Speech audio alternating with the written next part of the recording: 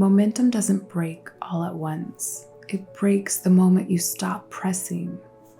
You felt it before. Things were moving, direction was forming, and then all of a sudden something slowed. Results didn't come fast enough, or maybe uncertainty showed up, and the pace changed.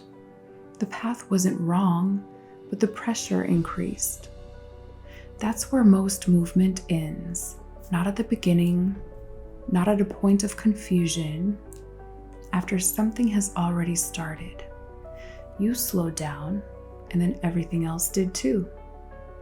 Pressing is what carries it forward, not intensity, not bursts of effort, sustained movement, the kind that continues when results aren't immediate and outcomes aren't clear. And then you felt it get heavier to move, because once momentum breaks, restarting is harder than continuing. It's like an emergency brake.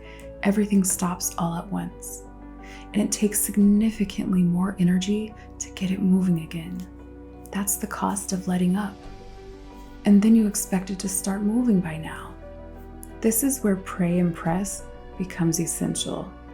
In Nehemiah 4:9, it says we prayed to our God and posted a guard. When faced with attack, they prayed and took action. They didn't separate the two. Prayer aligned them. Action advanced them. Prayer fuels the movement and action sustains it. One without the other breaks. Prayer alone doesn't carry anything forward. Action alone loses direction. Together they maintain momentum. And then this is where resistance shows up. Internally, externally, fatigue, doubt, opposition. None of it is random. It's a response to movement. You don't encounter resistance by standing still.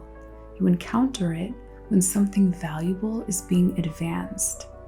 That's why pressing matters, not once, repeatedly, through follow-up, through reinforcement, through continuing what was already started. Execution, carrying something forward until it holds, because stopping has consequences. It fragments your focus, it drains your energy, it disconnects you from what you know is right. You feel it, not as failure, as misalignment. That's what happens when movement breaks. But pressing restores alignment. It keeps your life connected to what has already been set in motion. This is not about pushing harder. It's about staying engaged, maintaining direction when nothing is forcing you to. That's what builds momentum. And momentum produces something specific. Clarity deepens. Strength develops. Character matures. You become someone who can carry weight forward. And over time, that produces a return, peace, purpose, a life that reflects what you've been building. Philippians 3:14 says, I press on toward the goal, not once, continuously. That's the posture. Prayer aligns your heart.